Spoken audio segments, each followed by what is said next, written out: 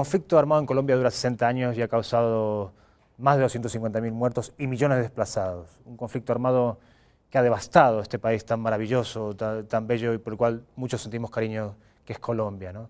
Hoy vamos a hablar de este conflicto en Epílogo, pero es una perspectiva distinta, que no es la habitual en los medios de comunicación, y lo vamos a hacer con un libro extraordinario y con unos invitados de lujo, como siempre.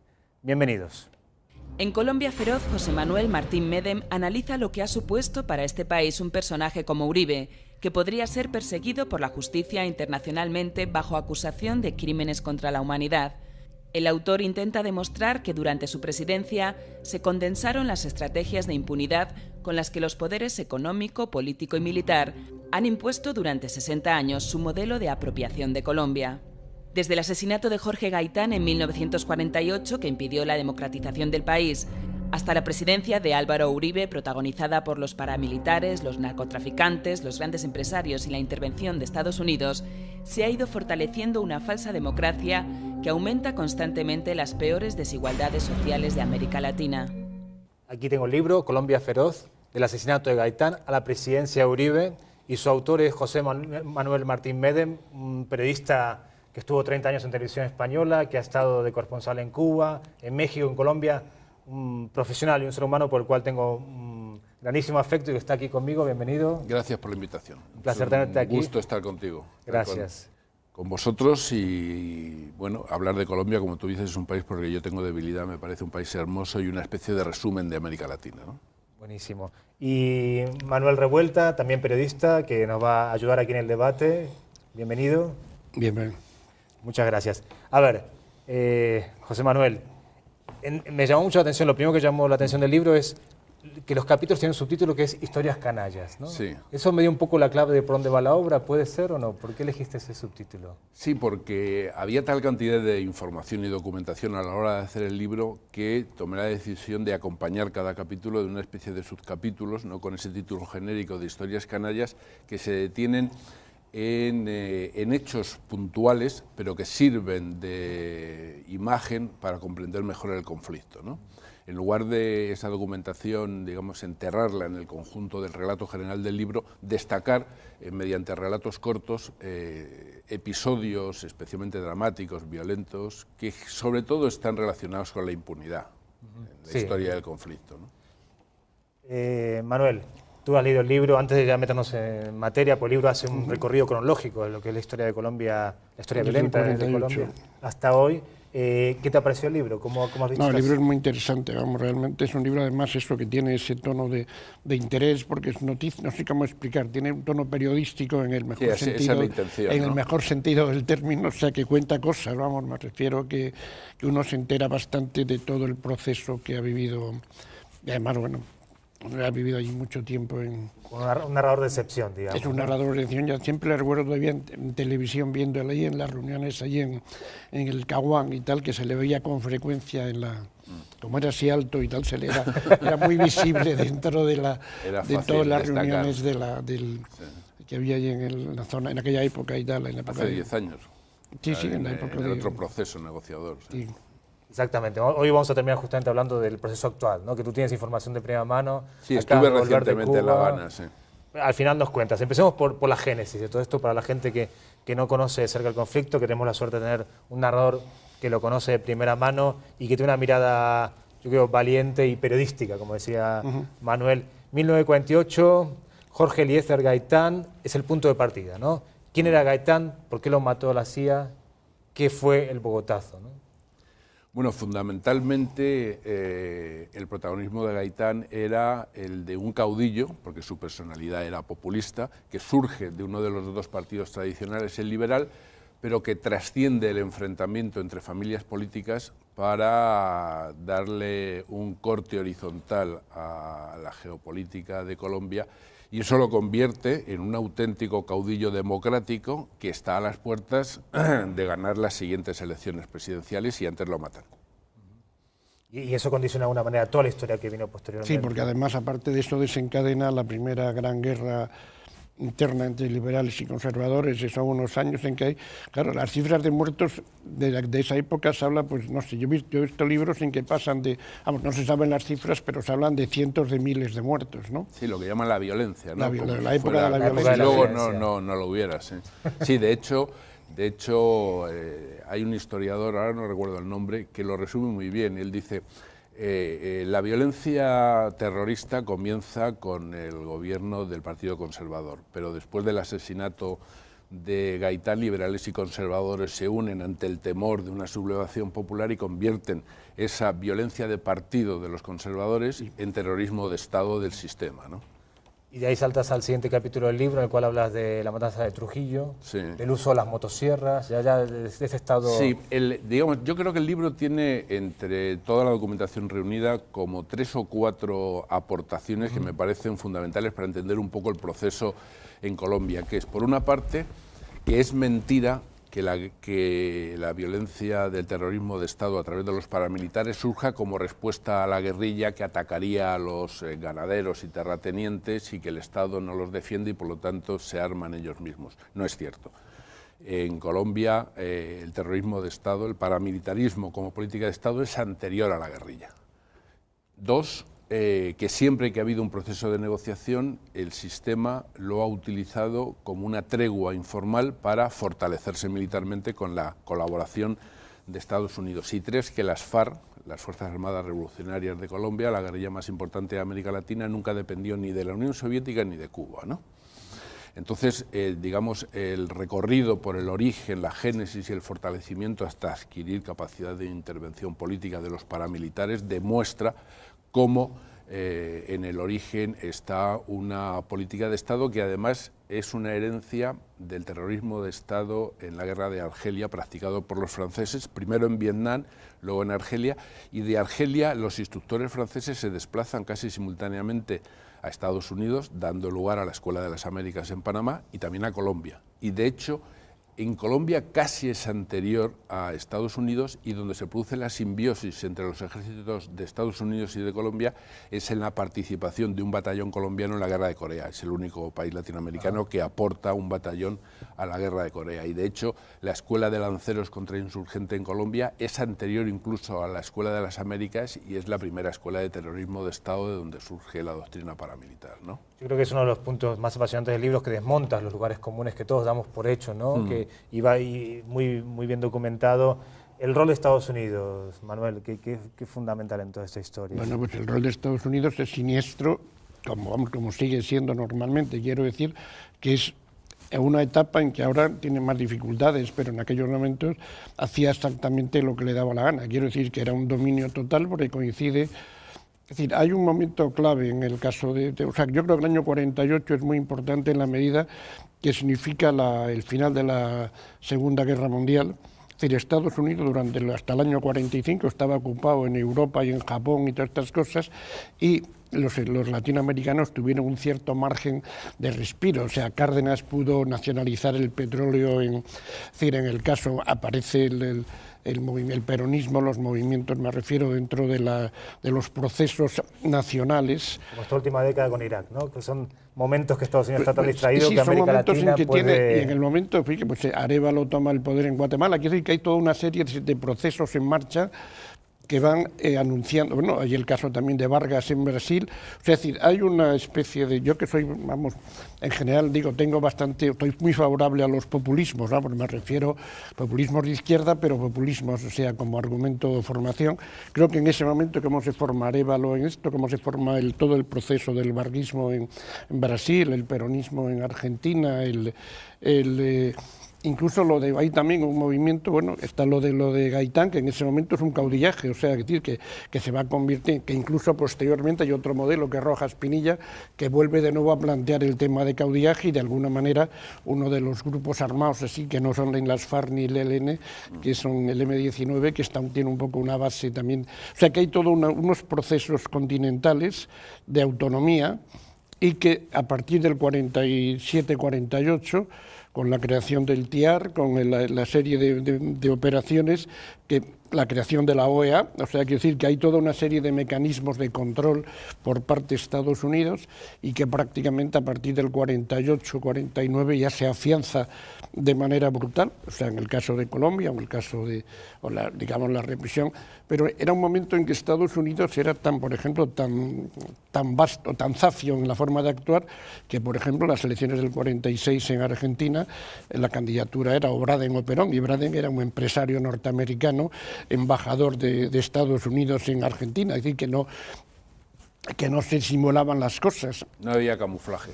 Y luego había también esa historia, ese momento curioso, y era la doble imagen que ya entonces aparece entre la visión eurocéntrica o la visión del norte con respecto a la visión del sur. ¿Cuánto ha sido el ascendiente de Estados Unidos? ¿Cuánto es hoy? ¿Y cuánto mal ha hecho a Colombia, ¿no? Bueno, ha habido tal relación de Colombia con Estados Unidos que, como anécdota, pero anécdota significativa, se puede contar que la gente de Antioquia, los paisas, es la única región de América Latina que pidió su anexión a Estados Unidos, ¿no? Ese es un dato importante, como es también la extirpación de Panamá de la geografía colombiana para establecer el dominio de Estados Unidos en el canal. Pero siempre ha habido una interpenetración económica de las oligarquías colombianas con los negocios transnacionales de Estados Unidos y una gran dependencia de los ejércitos de Colombia, de las Fuerzas Armadas de Estados Unidos, lo que le daba a las Fuerzas Armadas de Colombia una gran autonomía. Es decir, probablemente siendo el único país que no ha tenido casi una dictadura militar formal como las que conocemos, es sin embargo el país donde las Fuerzas Armadas han tenido mayor influencia permanentemente, ¿no? Expoliadas y financiadas por Estados Unidos. Claro, ten en cuenta que además, que es uno de los graves inconvenientes para negociar un final pactado del conflicto, un final político que resuelva las causas de la insurgencia, uno de los grandes inconvenientes es que para las Fuerzas Armadas de Colombia la guerra es un gran negocio. Es decir, hay una avalancha de recursos estadounidenses, pues 10.000 millones de dólares, por ejemplo, a través del Plan Colombia, y para los generales colombianos es un gran negocio en paralelo, la guerra y dejarse querer por el narcotráfico, ¿no? Y, por ejemplo, hablando de anécdotas, ¿no? Cada vez que voy a Afganistán con los soldados de Estados Unidos a hacer algún reportaje, siempre el soldado latino de turno te dice, bueno, mi sueño es cuando deje el ejército irme a Colombia, ¿no? O con una empresa privada de seguridad privada o con el ejército de Estados Unidos, ¿no? A tal nivel llega la relación, claro, que ellos sueñan con... Porque la implicación de fuerzas latinoamericanas en el conflicto de Irak traía consigo una promesa más o menos tácita de conceder la nacionalidad a estos combatientes latinoamericanos, claro, en Estados Unidos, que era la gran aspiración, como tú dices, ¿no? Claro. Sí, y todavía lo sigue siendo en Afganistán, ¿no? Los soldados latinos, cuando le preguntas, bueno, ¿tú qué quieres hacer más? Y de hecho, quiero irme a Colombia a luchar a Colombia.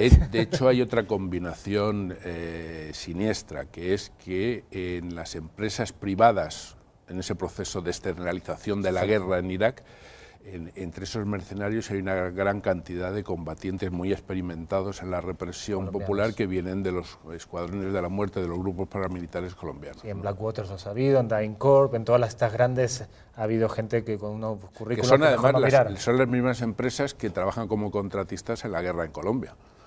Con el Plan Colombia entraron de manera... Exacto, ahí es donde sueñan los soldados llegar, y también con los medios de comunicación hay una gran...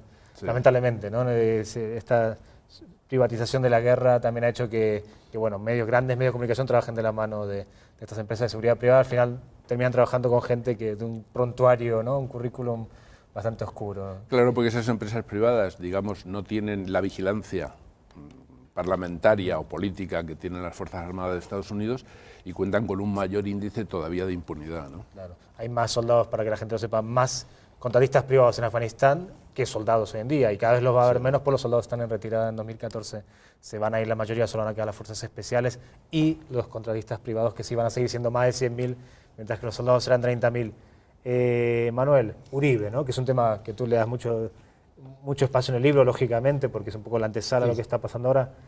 ¿Qué pasó con Uribe? ¿Quién fue Uribe? Y qué... Bueno, no, desgraciadamente, ¿quién es Uribe? Que todavía está vivo y coleando. Realmente es un peligro público. Es decir, la última etapa de Uribe ha sido una etapa de agravamiento progresivo de la situación en la zona. Y realmente los proyectos, tanto la ampliación de bases militares norteamericanas como la posibilidad incluso de hacer una guerra con Venezuela en la última etapa de Uribe es un hecho que está evidente. Aparte, ya digo, lo siniestro del personaje, que es, me refiero a un tipo que está liado en el narcotráfico, está liado en todos los tipos de crímenes desde la época de cuando estaba de gobernador de Antioquia. De Antioquia, precisamente, y tal. O sea, digo que es un personaje, pero que todavía no ha roto, porque de alguna manera, digamos, Santos es un poco, aunque era su hombre en defensa, pero realmente, es decir, ha cambiado un poco los ejes de la política, o por lo menos ha suavizado los... Yo conozco Probablemente la gran diferencia que se puede establecer entre Santos, lo que significa Santos y lo que significa Uribe, es que Santos es el genuino representante de la oligarquía colombiana más poderosa, es decir, el que representa la política de esos intereses en profundidad, los más auténticos. Y Uribe fue un poco el capataz contratado para llevar a cabo la guerra sucia en paralelo a la intensificación de la injerencia estadounidense en la guerra, primero con la excusa del narcotráfico, luego directamente en política contrainsurgente. Pero Uribe realmente tiene un expediente que donde debería terminar lógicamente sería en la Corte Penal Internacional. Por hacerlo muy rápidamente, Uribe es el único presidente de un país de América Latina acusado simultáneamente de financiar sus campañas electorales con el narcotráfico, de apoyarse en los paramilitares para llegar al gobierno, de corromper al Parlamento para conseguir su reelección, de utilizar los servicios secretos, el Departamento Administrativo de Seguridad, como una policía política que, dependiendo directamente de la presidencia, ha sido utilizada, y hay ya una cantidad de gente en la cárcel por ello, para hostigar a los defensores de derechos humanos, periodistas, sindicalistas, sacerdotes, maestros, dirigentes campesinos. Pero además está acusado de traición a la patria por haber pasado por encima del Congreso, al ser un tratado internacional, y entregar las bases militares a Estados Unidos sin esa aprobación parlamentaria. Está vinculado en origen a la formación de grupos paramilitares. Hay muy pocos presidentes a los que se les puede hacer un expediente con tantas y tan graves acusaciones, y lo peor es que durante su mandato doble de 8 años estuvo respaldado, por lo menos tácitamente, explícitamente desde Washington y tácitamente desde la Unión Europea, que de hecho negociaron con ese gobierno y han firmado ahora los 2 tratados de libre comercio de la Unión Europea con Colombia y de Estados Unidos con Colombia. Explícitamente por José María Aznar. Digo, claro, dentro de la Unión Europea el hombre clave del apoyo a Uribe fue Aznar. Aquí en España. ¿Y el proceso actual de paz? Como la negociación, digamos, ¿no? Por bueno, de alguna manera, tú que acabas de estar en Cuba, cuéntanos. Sí, sigue siendo un misterio cuáles son las razones auténticas en profundidad para que Santos acudiera a las FARC, que siempre han estado dispuestas a negociar, y establecida 10 años después de lo que hizo Pastrana, que fue entretenerlas con diálogos sin negociación para aplicar el Plan Colombia y fortalecer las Fuerzas Armadas de Colombia. ¿Por qué Santos ahora ha vuelto a sentarse a negociar? Hay un hecho poco conocido, que es cuando se establecen los contactos, primero en territorio colombiano y luego, ante la negativa del gobierno de Santos de que se negocie en territorio colombiano, se trasladan a La Habana. Cuando las 2 delegaciones llegan allí y se sientan a hablar, el mensaje de la delegación gubernamental del presidente Santos, sus delegados, es, bueno, sabemos que la guerrilla de las FARC está militarmente destrozada, que no tiene apoyo popular, y lo que venimos a ofrecerle es una salida digna para que ustedes puedan reintegrarse a la contienda política y civil, y les damos la posibilidad de una salida digna. Y la delegación de las FARC se levantó y se fue. Tuvieron que ir a buscarlos prácticamente al aeropuerto y volver a empezar desde otros presupuestos. Por eso tardaron 6 meses en La Habana en llegar a un acuerdo de una agenda para negociar. Entonces las FARC lo que han hecho es, de momento las FARC hasta ahora, políticamente para ellos es ganancia el diálogo. Es decir, si tú estás negociando con las FARC no puedes seguir manteniendo que son una banda narcoparamilitar, narcoterrorista. Por lo tanto, eso les ha puesto otra vez en la agenda internacional, en la agenda de la información, les ha abierto de nuevo contactos a nivel de grupos, partidos y gobiernos. Y, en segundo lugar, las FARC llegan a la mesa de negociación con un discurso, yo creo que es muy inteligente, que si nosotros hubiéramos ganado la guerra no estaríamos negociando. En una mesa de negociación no venimos a hacer la revolución, venimos a pedir la democratización del país, a resolver los dos problemas históricos que son la exclusión política y económica. Es decir, que el país esté económicamente en manos de unos pocos, es el país más desigual de América Latina, que es la región más desigual del mundo, y en segundo lugar la exclusión política, de que solo el bipartidismo liberal conservador haya podido tener acceso al juego político, y cada vez que desde las fuerzas sociales se han organizado iniciativas de participación democrática, la respuesta ha sido el terrorismo de Estado. En esas negociaciones el primer tema es la tierra, porque ese es el origen de las FARC, que es una guerrilla en origen campesina, y porque la acumulación de tierras en muy pocas manos es uno de los temas históricos en las desigualdades que se acumulan en Colombia. Y en esa agenda eso es lo primero que se está negociando. Es probable que ahí se pueda llegar a un acuerdo formal, porque lo que la delegación gubernamental está loca por poner encima de la mesa es el tema de la dejación de las armas.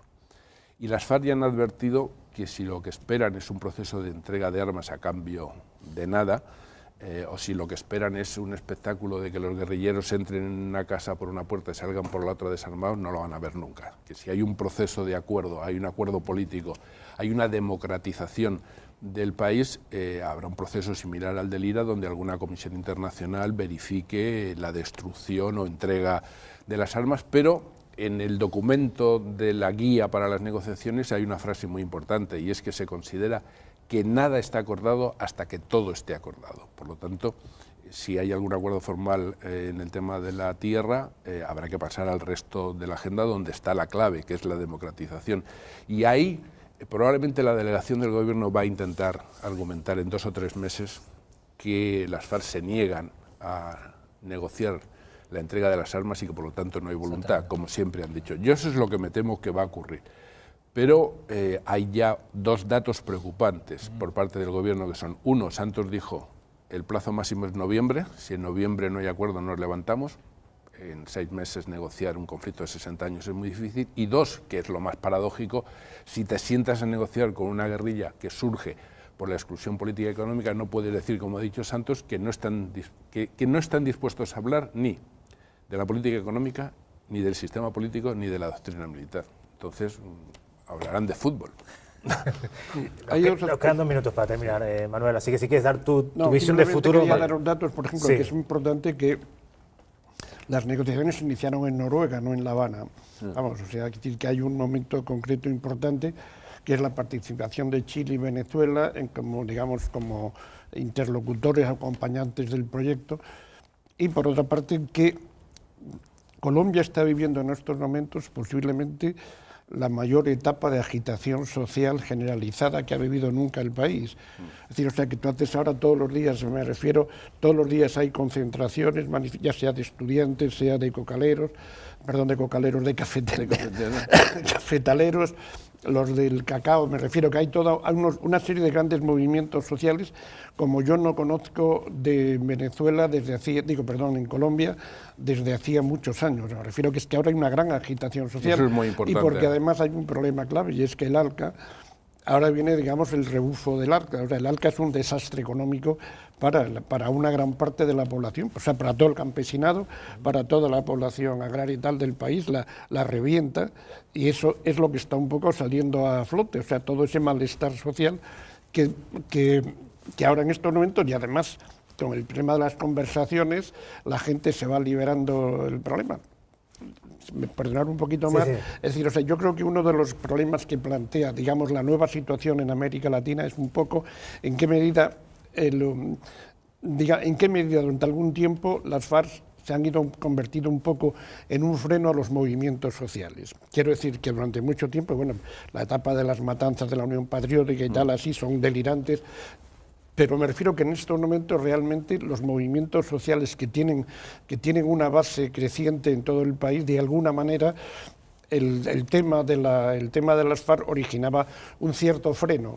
Es decir, en la medida que la gente se pueda liberar. Se está configurando un nuevo escenario en Colombia. En este sentido se está creando un escenario de participación social masivo y que es ese movimiento el que a mí me parece que en estos momentos apasionante, aparte que me parece estupendo que se negocie y se llegue a arreglos, parece ser haya que o no un acuerdo, esa movilización social ha cambiado el escenario. Porque además ahora hay movilizaciones, pero generales ahora, pero para principios de abril hay convocadas ya una serie de concentraciones y manifestaciones muy fuertes en Colombia. O sea, creo que es un tema, y también creo que hay otro esquema continental que funciona, que es la tendencia a la patria grande, que hasta el Papa ha hecho referencia dicho a ello. que lo de la patria grande y tal, no, pero que no lo digo, no es una broma. No, el proceso de integración es... Que la integración es real, o sea, que estás asistiendo a un fenómeno de formación, de una visión de... marginando progresivamente a la OEA. Ahora están intentando pegarle un poquito un golpe a la cosa de los derechos humanos, tanto en la reunión que ha habido en Guayaquil y tal, o sea que hay todos los procesos en marcha que son muy interesantes. Bueno, nos quedamos con este diagnóstico, ¿no? Una patria grande, más allá de lo que pase con la FARC o no, hay un despertar social en Colombia, de los movimientos de base, que es lo importante para cambiar las cosas como siempre. Sí. Darte las gracias a ti, Manuel. José Manuel, como siempre, un lujo tenerte aquí, sabes mi admiración por Gracias ti, por tu invitación. trabajo. A vosotros recomendaros el libro, Colombia Feroz, de Editorial Catarata. Y como siempre, ¿no? Aquí en esta mesa, en la de Epílogo, hemos tratado de daros argumentos distintos, una visión distinta de la realidad, pero como siempre también os digo, la última palabra, la última reflexión es vuestra. Muchas gracias.